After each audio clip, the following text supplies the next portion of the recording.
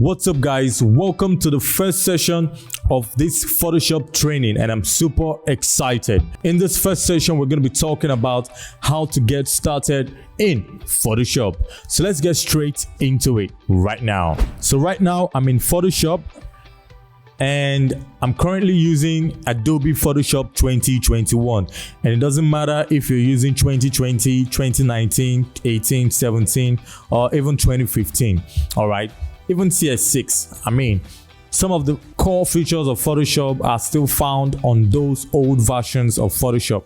But don't worry, anytime I'm saying something new that can be found in the old version, I'm going to let you know so that you know how to go about it. All right, so let's get straight into it right now. All right, so to get started in Photoshop, you have to do one of two things. It's either you create a new document or you open an existing document. So right now we're talking about getting started and creating a new document. So I'm going to click on create new and that's going to bring me right here.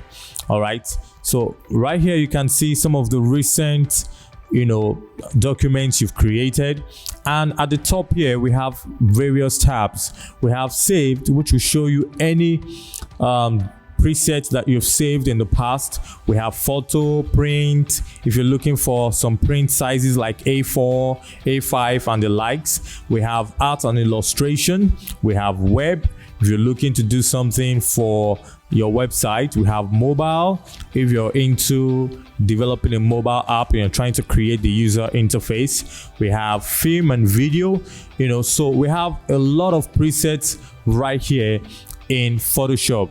And guess what?